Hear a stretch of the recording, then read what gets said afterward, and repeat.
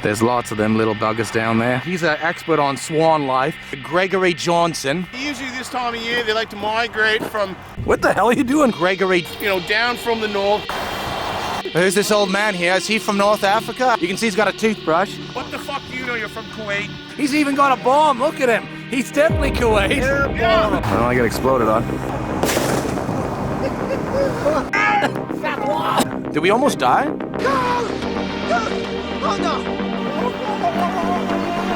A lot of people come up to me and they say, "Hey Matthew, how's it feel to have won an Academy Award? It brings you into a higher level." My Lincoln. I've been driving Lincolns longer than I'm not about driving in my Lincoln. President Obama. I could be President McConaughey. Hello, Two-Shot fans, and welcome to Swan Talk, featuring geese. Remember, of course, that geese is the plural form of goose. A few days ago, some swan and geese were ice skating on a stretch of water a little east of where I live. Carlos, can we initiate the map screen and footage? I think it was around this area.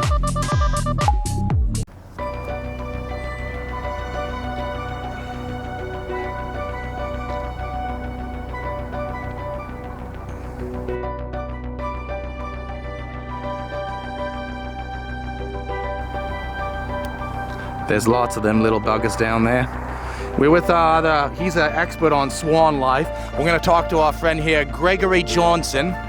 Now, Gregory, what do the swans like to do usually at this time of year? Usually this time of year, they like to migrate from down from the north. They come down here, they stop for a rest because they're trying to get farther south, you see, because it's too cold. It's way too cold from up here, but they lay on the ice. You see, the problem is they can't get down to the mud and the muck and the grass they like to eat. So they sit down there on the top of the water, and you see the little younglings, you see the little gooselings. You call them goslings, really. An interview here, sir. Who's this old man here? Is he from North Africa or where? Where's he from? I'm from Kuwait. He's from Kuwait, so he's got them oil money. You can see he's got a toothbrush. That's what those Kuwait do. They use toothbrushes. He's even got a bomb. Look at him. He's definitely Kuwait. Yeah. I don't want to get exploded on. Now you're smoking marijuana. They're in my door. Sir, I noticed you're smoking marijuana. Is that legal here in Kuwait? Oh, it's legal in Kuwait now. I've probably been killed and fed to 1,000 monkeys. And if you're in Kuwait, have you got oil in your backyard? Have you got oil? Okay, I'm recording now. Don't talk.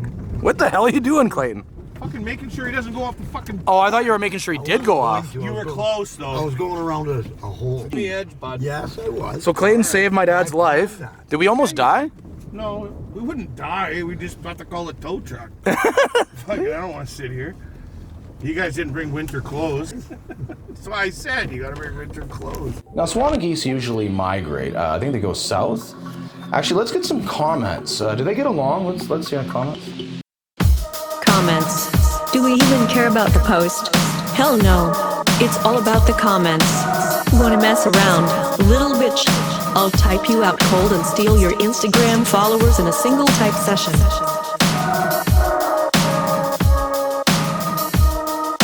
Do ducks, geese, and swans coexist peacefully on lakes? Quack, quack, quack, quack. That's a horrible. There's one I do. Get out and take pictures, Derek. I'm gonna go walk across the ice. It's really cold out. Swans can be real mean, and there are videos of them killing goslings and chasing children. Time to do a 187. It's time for a murder. If you a G, nigga. At my pond, there are always piles of mallard feathers because the Canada geese, Branta canadensis, Branta, like my last name, Brant, beat up on the mallards for no reason other than because they feel like it. They ask you how you are, you just have to say that you're fine when you're not really fine. Yeah. It's not food competition because they eat different things. One of the geese, Fat Albert. Hey, Fat Albert. Hey. Hey, what's going on, Rudy? Man, Fat Albert, you need to lose weight. I lose weight when I feel like it, bitch. As I named him, got so obese eating people food, he tumbled into a ditch and I had to fetch him out. He was an ingrate and tried to bite me for my good Samaritan efforts, but Fat Albert was also Slow Albert, so he was easy. Yeah, they like to migrate from... What the hell are you doing, Gregory? Down from the north. Thank you, sir. Gregory, now I just wondered, now the difference between the black ones and the white ones, is that a racial thing or more of an age and maturity thing? We're gonna have to go here in just a few seconds. Well, you see the white ones, they come from another country, but the other brown ones there, those are Canadian geese, you see. No, those are Canadian swans. Aren't they the little ducklings? They look like small guys, those little ones. Trumpeter swans. What the fuck do you know? You're from Kuwait. Yeah, you're from Kuwait with your toothbrush and your air bombs. He's even got a bomb. Look at him. He's definitely Kuwait. Air Yeah, bomb. he's a terrorist. He's a terrorist. Run!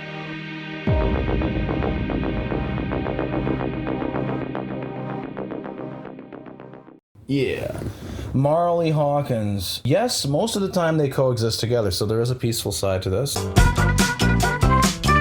People that don't like violence, you can gather safely now around your Christmas tree that you're going to keep up lazily for the next couple weeks waiting for Fat Albert to come. On my farm, they coexisted so well that the young turkey would follow the mother Muscovy and her 32 little ducklings. I have no idea what that word is.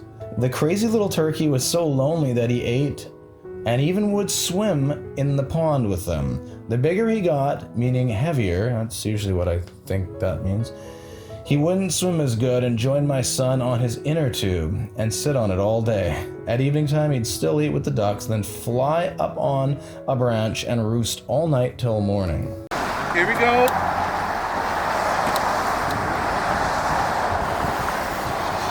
Okay. Well, I got exploded on.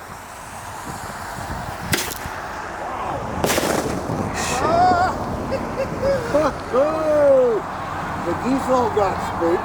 Yeah, the Canadian geese is gone. Holy shit, That was loud.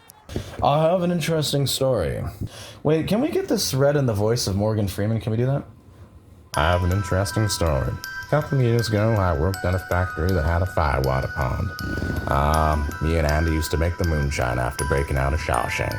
The pond was populated by a good many domesticated duck, a large white domesticated goose, and 2 wild but acclimated Canadian geese. After working there a couple of years, I noticed several things.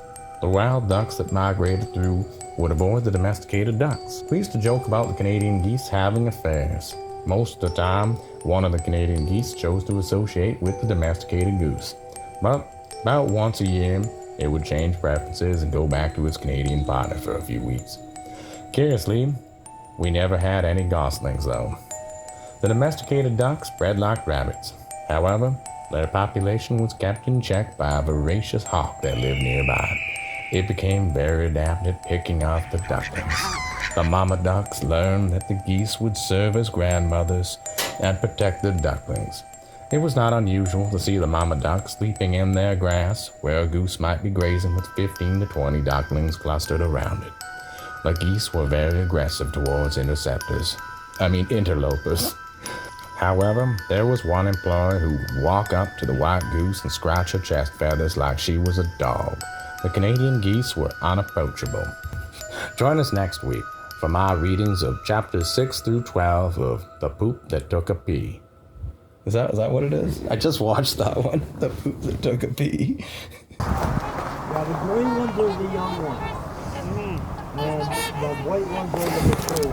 They were in a catastrophe here 40 years ago, and now they've rebounded. And now we're back in full force. This was the only population left in the world. Oh, Yeah. Swans add synergy and grace to their surroundings, offer temporary relief from a world gone mad. Their presence also reminds us that there is life beyond technology. What is this, like a Pink Floyd song? Swans and synergy and grace to their surroundings offer temporary relief from a world gone mad. Their presence also reminds us that there is life beyond technology. From a world gone mad. 8 things you didn't know about swans. There are 3 species of swans in North America. The mute swan, the trumpeter swan, found mostly in Canada and the northern tier of the US, and the Tundra swan, which nests in the Arctic and migrates south. I just lost 3 viewers right there for some reason. All are large white swans, but the trumpeter is North America's largest waterfowl. Woo! A lot of people come up to me and they say, "Hey, Matthew, How's it feel to have won an Academy Award? Swans recognize people. 2 trumpeter swans at a nearby lake, for example, elicit those heavenly trumpet-like sounds, and in unison. It's like, what was that? That wasn't a swan. Towards people they know. It's like, hey, Bruce. It's like they've made him different with the vaccine. He's a swan. Hey, buddy, are you like a swan, buddy? Okay.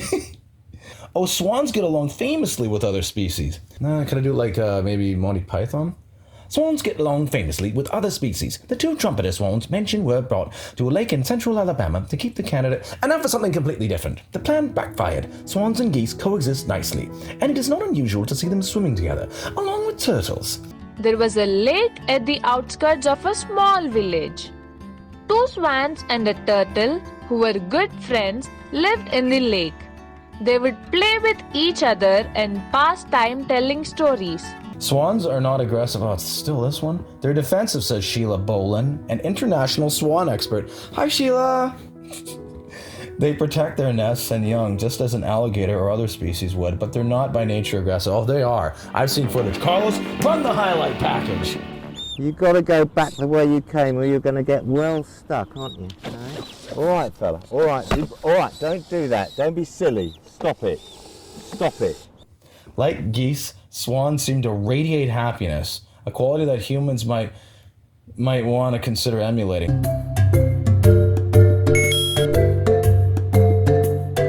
The trumpeter sounds alone are enough to put a smile on your face.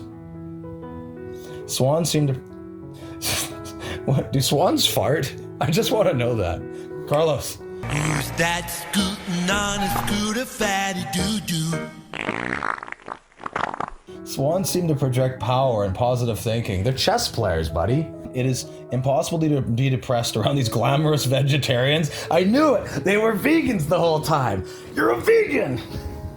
They simply won't allow it. Swans, while tame, retain their wildness. They're not as friendly as Canada geese, but in their own way seem to like people. They also seem to revel in the sound of the human voice.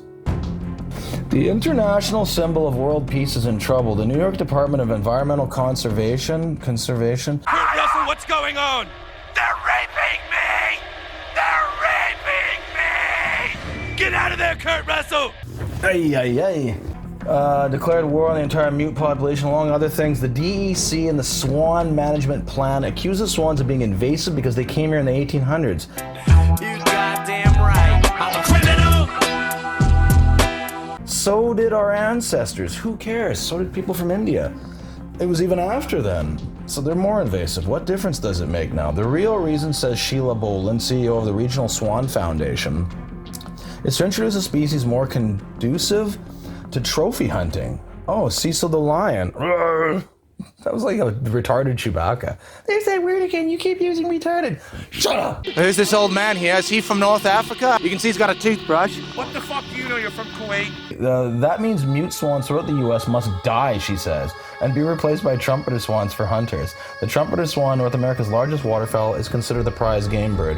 When they swim by, I say hello and they also say hello, says David Kerupkin from New York City. Are geese afraid of swans?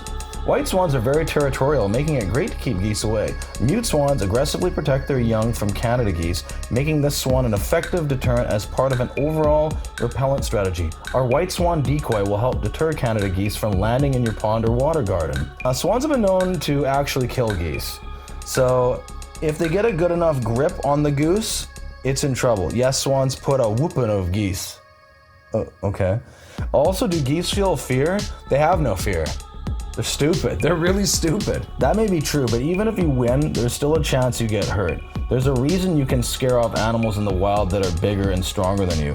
It's because while they could definitely kill you if they tried, it's not worth the risk of injury. Same with geese. In this regard, what will scare geese away? The most effective way to scare geese away is with trained goose herding dogs. Herding dogs convince geese they are not safe from predators. This should only be done by specially trained dogs working with a handler. Dogs handled properly put geese in flight, and the geese leave an area entirely. Roz, go by. Sky here. Sky away. Sky away. Sky away. Sky in, sky in, sky in. Roz in. Roz in.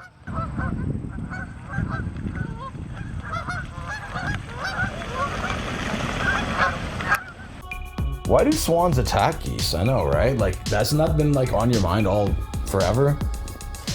In reality, it is almost unheard of and it is never used as a form of attack, as swans are a defensive bird. The only time they become aggressive is when they are protecting their nesting around, or cygnets, there's another one of those dumb words, when they will chase off intruders. If I told you.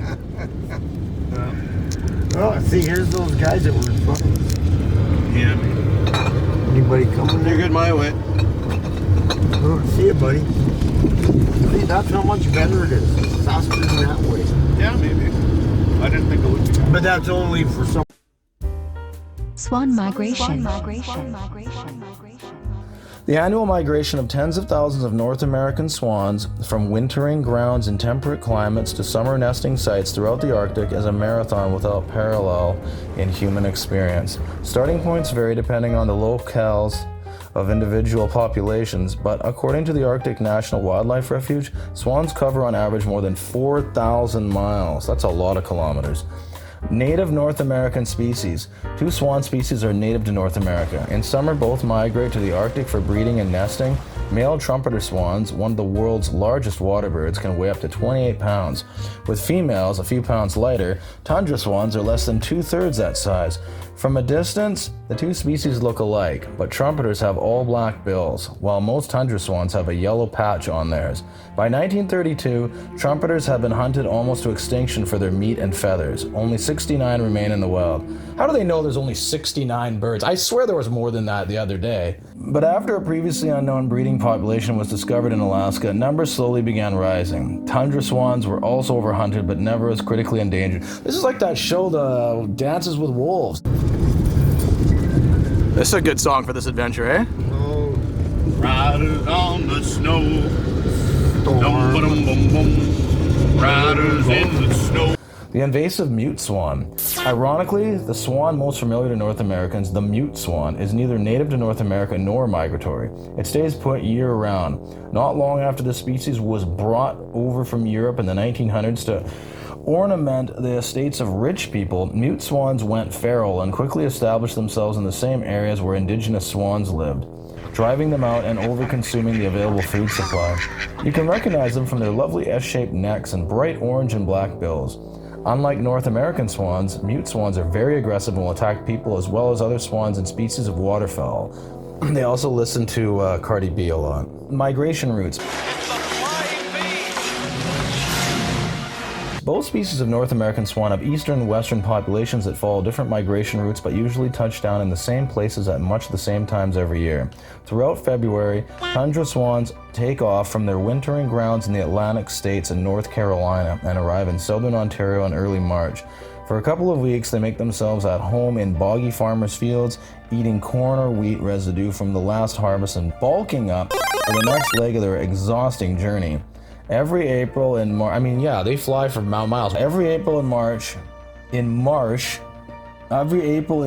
Lake in Canada's Yukon Territory. I'm like, every April and March? That doesn't even make sense. A 9-day celebration of Swans Festival welcomes trumpeters back to the north from their last major stopover point on Vancouver Island.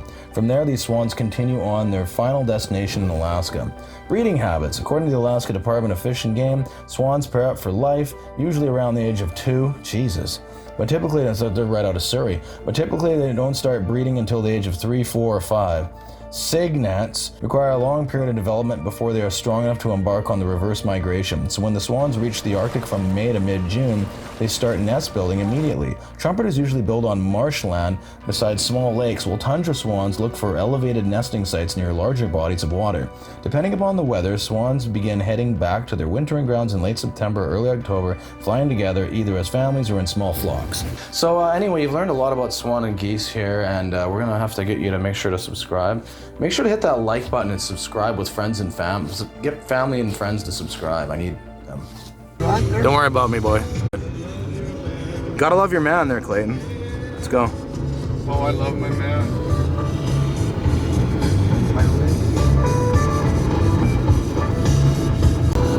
What are you focusing on? Trying to focus on you. Well, don't.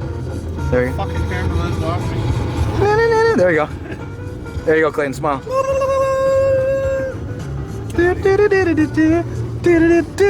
Greatest keyboard solo ever.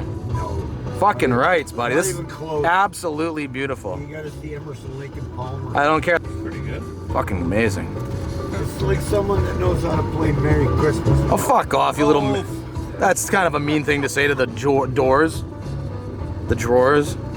The dirty drawers. Elton John is better than that. Fuck off. That's pretty good.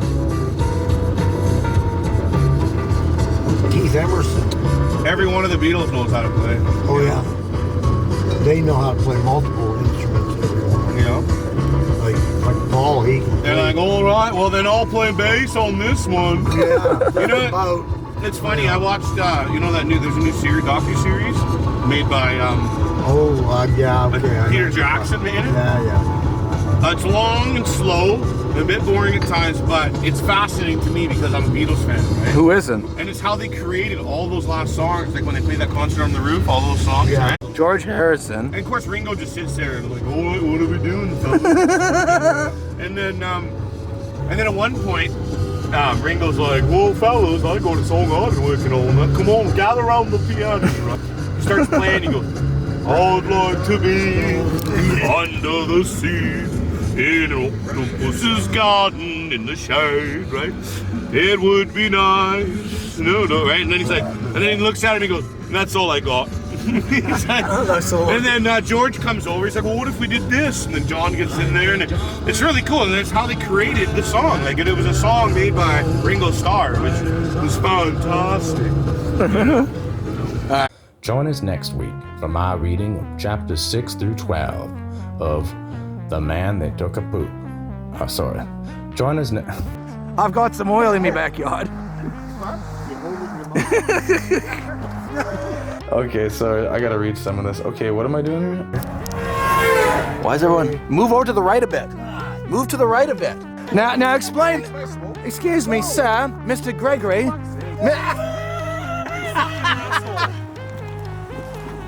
Swan and geese, so yeah, really they're... You know, swans are a little bigger and kind of white. They look more prettier. There's trumpeter swans. They got the trumpeter swans. Yeah, they're... What we got here? Let me tell you a story. I think I'm gonna have to do some stuff here. Oh shit, I have to read it off this crap. I don't think this is written correctly. Now, Gregory. I'm looking like right into this light. All right, get out of here. Jeez, we got our action people here. Oh, wait. I gotta zoom out a bit. There you go. And Dad? Where's Dad? Film? Yeah, filming. Oh, okay. I'll do the picture next. Okay, ready? Picture.